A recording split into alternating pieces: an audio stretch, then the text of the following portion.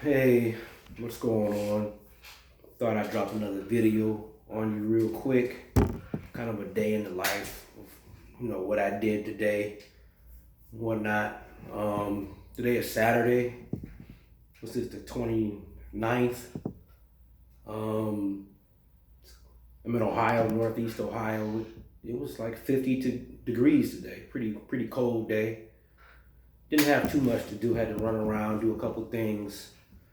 My parents' anniversary is coming up, 60th anniversary, so that congratulations to them. I'm gonna drop a few things off over there in a minute. Um, Other than that, not too much. Just kind of relaxing now. Probably go see my daughter for a bit, maybe meet with her for coffee and whatnot. Then probably take a little nappity nap, you know. I had to work today, first thing in the morning. I've been working. When I say work, I mean I have a job for you guys that don't know. I have a job and I work a lot lately because the company I work for, the fiscal year ends on Monday. So all the purchase orders have to be processed before midnight Monday.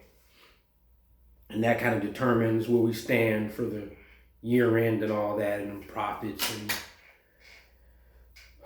bonuses and all that sort of thing. So it's kind of a big time of the year. So I've been working 3 weeks straight, every day, Saturdays and Sundays, just trying to catch up, get things in so they can get turned around and hopefully, get purchase orders and whatnot. It's kind of strange because the company I work for, they're a roofing manufacturer, sealants manufacturer, and they do general contracting as well within the discipline of the company, roofing and sealants and that sort of thing, and glazing, which is glass. It's kind of weird because the majority of the clients are public owners like schools, hospitals, county governments, that sort of thing. And this is one of their biggest years ever in history through this whole COVID thing. Just kind of weird. But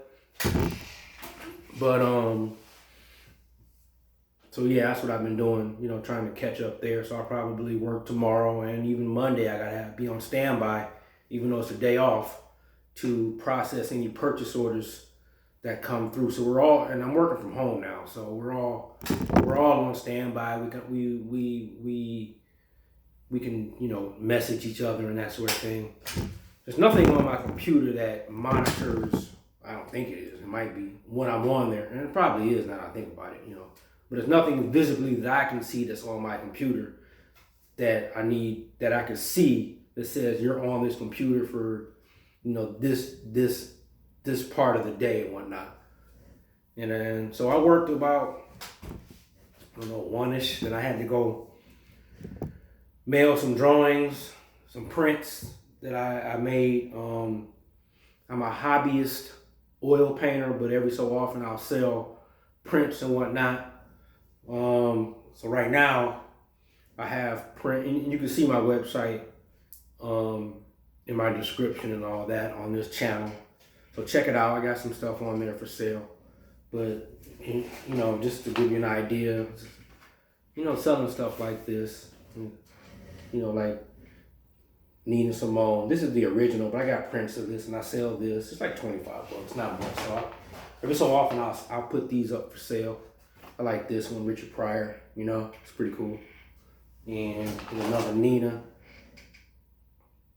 And actually, the room I'm sitting in right now is the room that I paint in. So that's why it's kind of bare. I didn't put anything on the walls, but it's kind of bare. I need the lighting's not so great, so I need to adjust the lighting in all sort of ways to make it so I can. The colors are what's the right word? Factual for me to see, because if the color is off when you're painting, when you look at it under natural light outside, You're like, damn, that's off. That's not right, you know? So, yeah, so I do that as a hobbyist. You know, like I say, working. You know, things that worked out a little different when I was younger, you know, I'd probably be running my own business. But, I've tried it more than once to start up a little business here and there. One endeavor was bigger than the other, and I was floating along pretty good. Some things happened. It's a whole story, and I'll tell you about it in another show. But you know, I did learn about myself during this whole ordeal that, for one thing, running a business is hard. It's not easy. When I say running a business, being owner of a business, I'm not talking about, and not to diminish what I'm about to say, but I'm not talking about being self-employed and the only employee you got is yourself and your nephew. I'm talking about running a business, being the owner of a business that you have payroll and you have more than 5 employees. You know what I'm saying? You got an office somewhere and you got people, you know what I'm saying? Not 1099, but you people that's on your payroll, people that depend on you for you know, for their livelihood at the very least. Now, my business wasn't to that point, but I was trying to get to that point at that time. This was years ago. But so that's what I say. Running a business is difficult. And you see a lot of videos on YouTube and wherever else that kind of says that everybody should run their own business. You know, everybody should be running. You should have your own company. I think maybe a better way of putting that is maybe, and I see it a lot, maybe a side hustle or a self-employment thing you can do yourself. But hindsight being, I've done that too on the side, and things want to ride with that as well. Maybe I'm just not a good business owner, but I learned a lot about myself, and I'm not good at managing people. And when you're doing these side hustles and you got a full-time job, it's like nowadays it's easier because a lot of side hustles can be done at home via your computer. But back when I was doing this, you had to actually physically go somewhere to do your side hustle. That's what I was doing. I would have to go somewhere and do the side hustle. You know what I mean? So that was a bit difficult. I think if I was young now, it would be a lot of opportunity for me to do things that I don't want to do now or have the aptitude to do now. That if I was younger, I can do now from the comfort of my home in front of a computer. You know what I'm saying? So hindsight being 2020, if I had to do it all over again, I probably wouldn't have done it if I had known what was going to happen. I'd have been better off just continually investing my money in mutual funds as I was doing.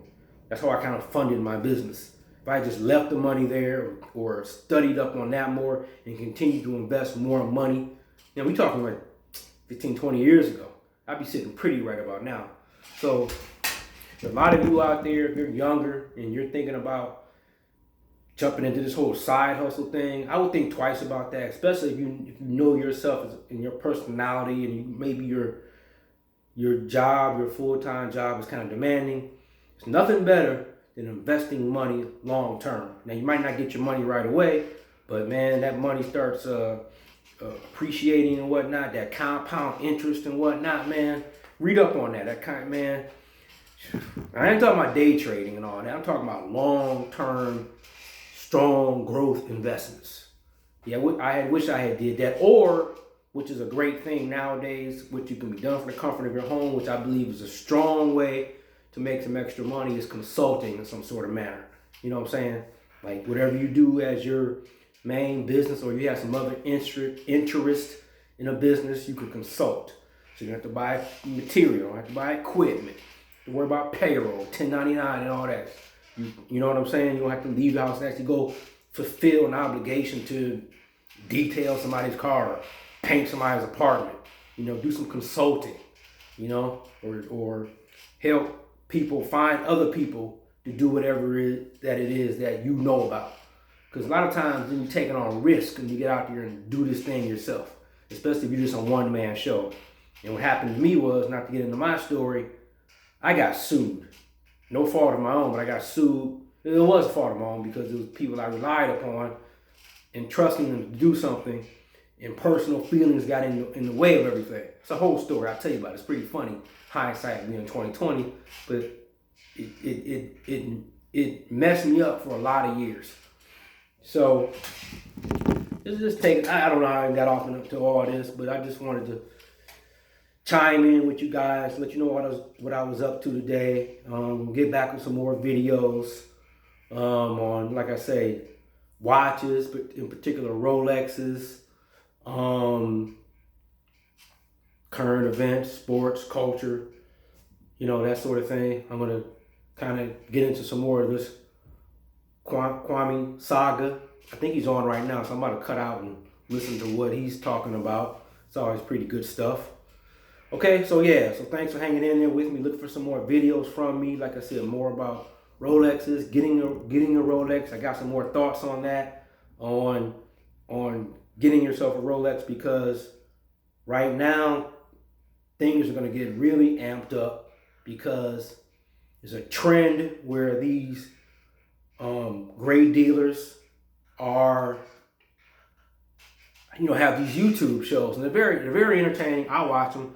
They're very popular. So it's a matter of time before one of these shows or all these shows get picked up for one show. So don't be surprised if these shows or a show gets picked up somewhere similar to like the pawn shop, Pawn Stars and all that. So you think it's hard to get a Rolex now, wait till there's a show on Netflix or network TV or one of these channels about buying and selling great dealerships. You'll never get a Rolex. So my next video will be, if you go to the AD, you better get that two-tone Datejust smooth bezel oyster bracelet, because you ain't getting nothing else. And you better learn to love it. Okay? All right, I'm out. Thanks for watching.